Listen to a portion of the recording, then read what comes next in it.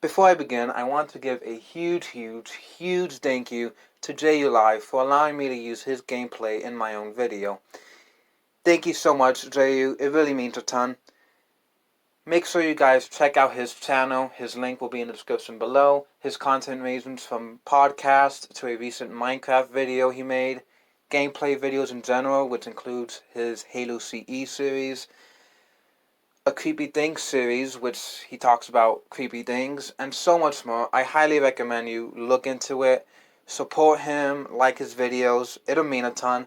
And while you're at it, please take a look at all the other links in the description below. You won't regret it. Thank you very much and enjoy.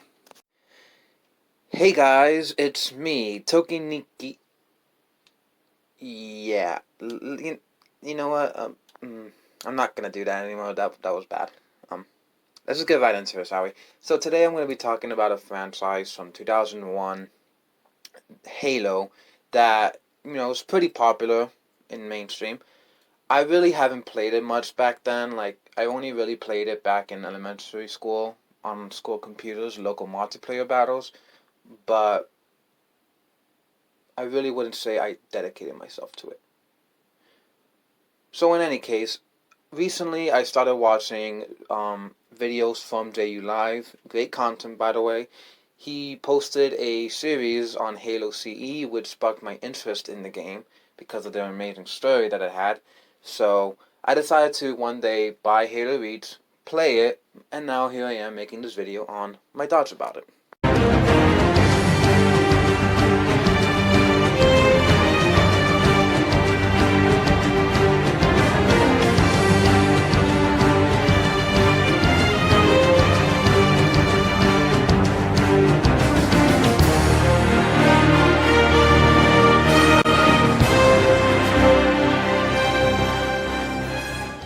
Based on the research I've conducted, my experiences with Halo Reach, and gameplay videos I've seen of Halo CE, which, by the way, is Combat Evolved, there are some crucial details about the Halo universe I've learned.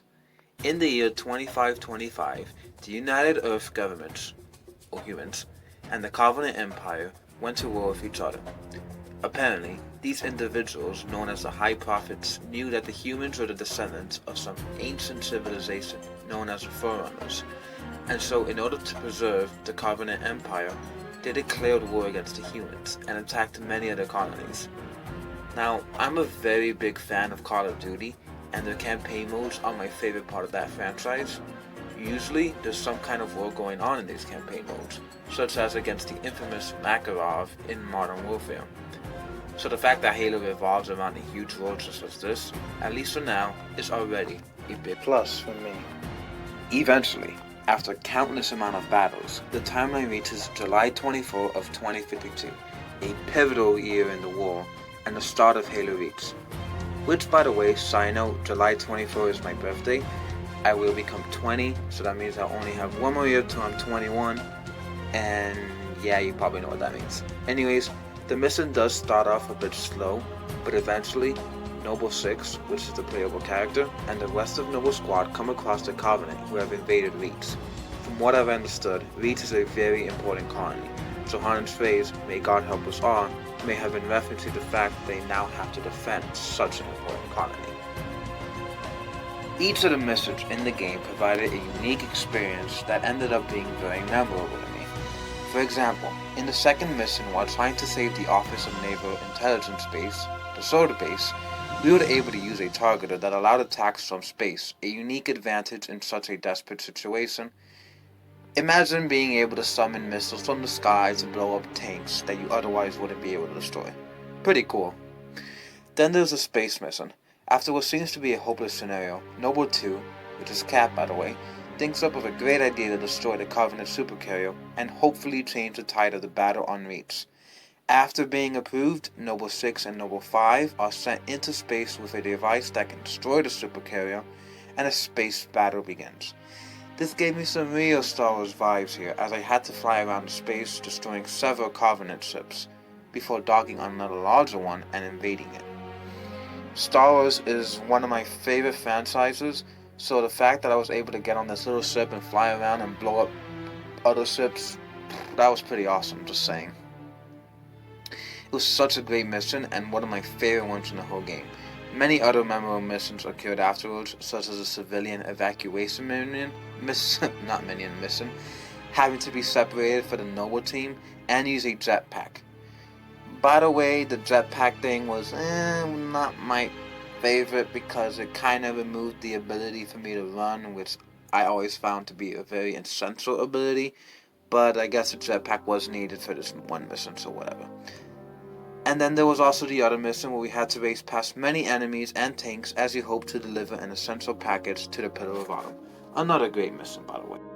Since I am giving my thoughts on the game, I might as well just rank each of the missions, because why not? The very first mission, which, by the way, I'm going to put that in quotation marks, was actually just a cutscene, so I won't include that within the ranks. These ranks are going to be based on the scenario surrounding the mission, the environment, the enemies, and my overall enjoyment. I enjoyed all the missions, to be honest, but of course there were some that I enjoyed more than others. So, roll it.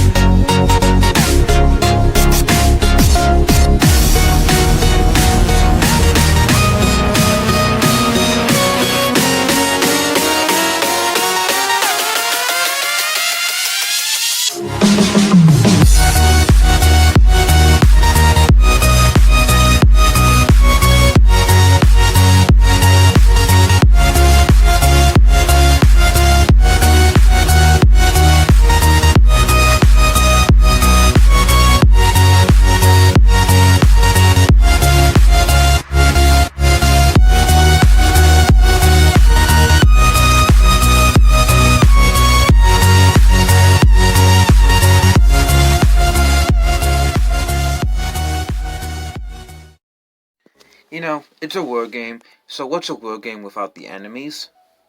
And I'm thinking, what better way to express my thoughts on them than by ranking them as well? So let's get right into it. In number 6, you have these little guys. Oh, these little complete and utter cowards and winklings. Most of the time, you're gonna catch me running up to them to melee them. Because, honestly, I really saw no point in even wasting my bullets on them. What's the point when they're just gonna run for me anyways? Sometimes they shoot, but a lot of times they're putting their hands up in the air and running away. So, I might as well just run up to them and hit them myself. I can decide I'd rather use my bullets on more powerful enemies. I guess they're really only deadly when they're on their vehicles or mounted machine guns. But otherwise, they're really just a piece of cake. They're very humorous, so I guess that's a plus, but nothing too big. Then at number 5, you have these guys, the pawn and on ones. I mean, they're the ones who want to use a CO 24/7 if they can. So at least they have adequate defense compared to the number 6 slot. But they are still pretty easy to kill, and all I really do is run up to them to melee them. I mean, to be fair, I can use a grenade, but most of the time I don't even have any because I already used them. But compared to the cowards from number 6, at least they don't run away from you, and they even have some good offense sometimes. The sniper rifles can do a lot to you when they have the high ground, so you better watch out for them. You know, the Covenant is such a very diverse species of aliens, I guess. They have so many different types of aliens, and one of them are these things they call brutes. These very big, buff guys that I'm not exactly sure why they're even there to begin with. I mean, they look cool, but really, they're really weak. Anyways, as long as you have your gun with you, you can kill them easily. But if you get too close, I suggest you be careful. Their melee attacks pack quite a punch, especially when they have that stupid axe. But no worries anyways, a few melee attacks on them and you can still kill them. Something I've been so successful in many times. They also use a gun that's perhaps one of my more favorite ones in this game, so that's definitely a plus. If it wasn't for the sole fact of how easy it is to kill them though with your gun, I'd place these guys higher on my list. But because of how easy they are to kill, they're number 4.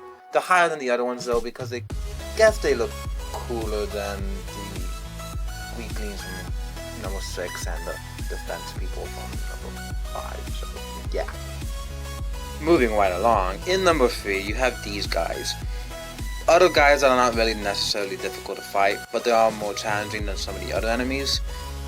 They're the ones that are not afraid to come out in the open, blasting you with their rifles or launchers as you first shoot them to penetrate their armor. They won't run from you, but if they have a jetpack, you better believe they are going to use it. Oh my god, how annoying it is to try to shoot them down as they jump all over the place. My god. For our number 2 spot, you have these guys, the Zealots. You can call them the head honchos of the Covenant. Other than having great armor, they also have this sick looking plasma sword, which is very deadly. You do not want them to land a melee hit on you, as I learned that the hard way. Their great looks and amazing offense lands them the number 2 spot.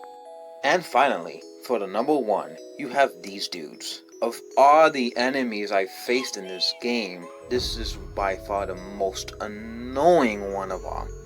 Firstly, they have this incredible armor, in which the only way to effectively kill them is to flank them. Of course, sometimes that really isn't that easy to do so. Not to mention, if they hit you, especially a melee blow, you're going to go flying. And that's usually just facing 2 of them. But when you have to face 5 or 6 at the same time, it's a nightmare. Needless to say, I ran from that encounter, but if I had to stay and fight, it wouldn't really go well. I mean, there were other enemies in the game, like these dinosaurs that I think was either from the first or second mission, and these bug creatures that first appeared in New Alexandria, but they really didn't make a lasting impression on me. Although the bugs were very annoying to kill with their high mobility in the air, but that's pretty much it. So now let's move on to the plot. In many games, I care more about the campaign mode than the multiplayer mode. Although I do love multiplayer modes, you'll usually see me complete a campaign mode first if available. This is a primary reason why I never cared to get Call of Duty Black Ops 4. As someone who's never played Halo before outside the one time I spoke of, Halo Reach's campaign was the make it or break it point for me. Before I talk about what I enjoyed and my analysis of this game, let me first talk a little bit about what I didn't like. First and foremost are the characters that make up Noble Team. They were great characters, and the sacrifices and achievements were very much honorable. However, I felt as if this game could have explored the characters more. A big example is the relationship Dr. Hesley and Number 5 George had. After the second mission, you found out that there was some history between the Doctor and George. Apparently, Helsley had helped make the armor that George wears. Obviously, George respects Helsley deeply for reasons other than she's an Arnie scientist. But what are those reasons? You can even see it when an AI comments on the raised heart rate of George when he believes that Hesley was killed during another attack on that same Arnie base. Unfortunately though, he's shortly after sacrificing himself, and with him, any indication of his past. Perhaps there was some underlying reason behind not including more details of his past. Perhaps it is fleshed out in other games or media. I don't really know. However, of all the original Noble members 1 to 5, I felt as Number 5's story left much to be desired. Then, of course, there is Noble 6.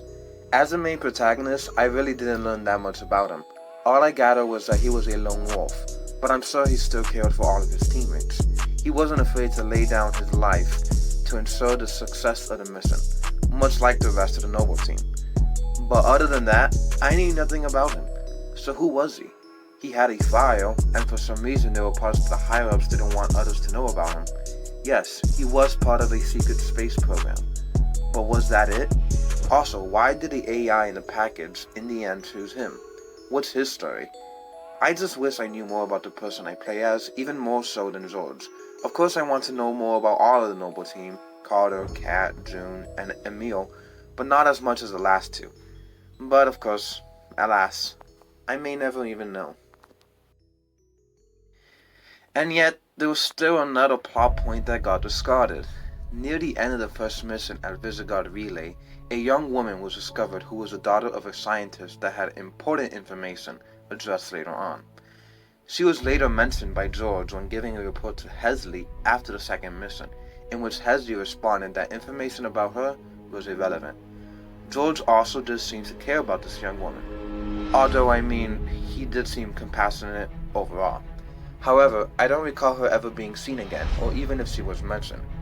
So what happened to her? You had a big part of the cutscene dedicated to her, and then she's just completely irrelevant.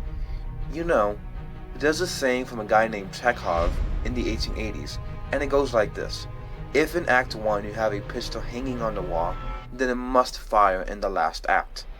Perhaps you can say that the scene that she appeared in shows how traumatized she was and can showcase the tragedies of war. But why mention her again? Nothing would have changed if she wasn't mentioned at all. Perhaps there was an underlying reason of mentioning her, but otherwise, this plot point was just scrapped, and I really wish it wasn't so. So there were unfortunately downsides to the plot, nothing we could do about that, but there were still many good sides to it, more so than the downsides. For example, ever since the beginning of the story, there was this build-up of tension, suspense, action. However, in the first few missions, we didn't lose our hope.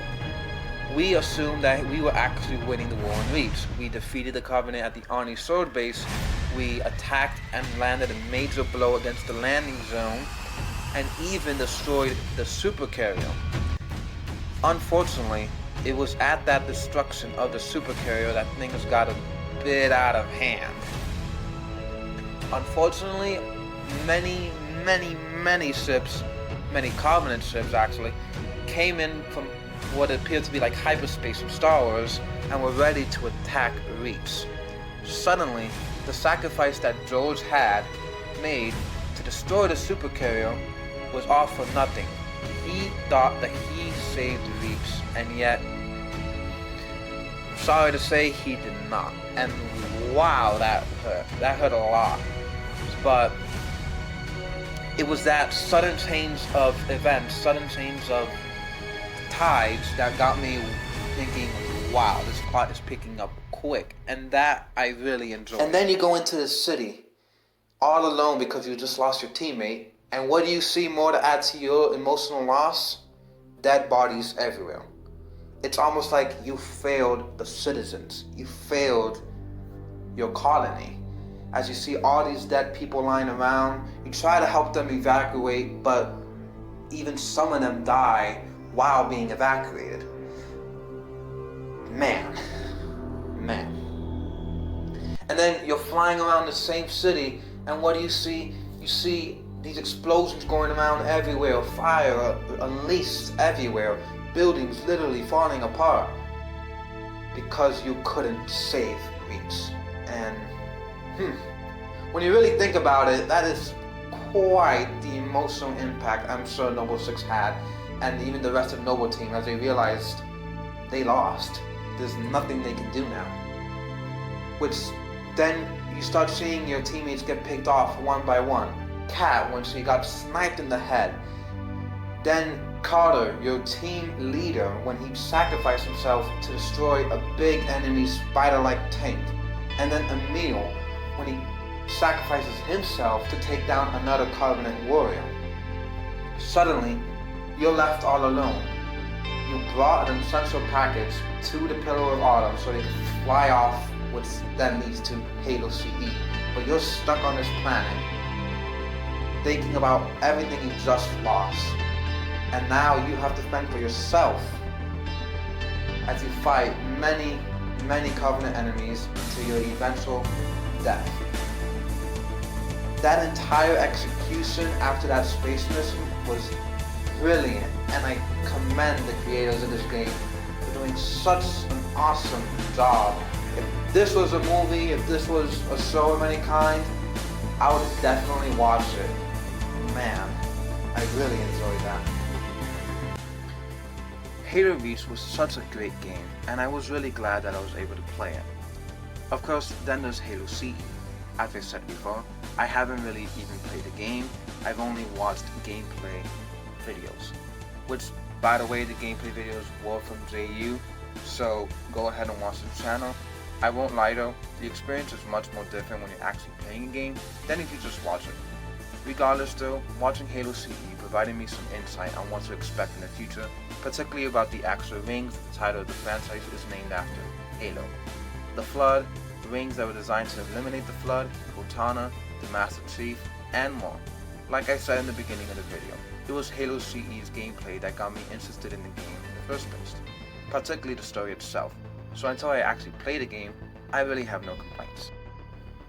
So what are my first thoughts of Halo in general? Well, like I said before, there were some flaws in the plot that I noticed, but there were many great things about it that kind of outweigh the flaws.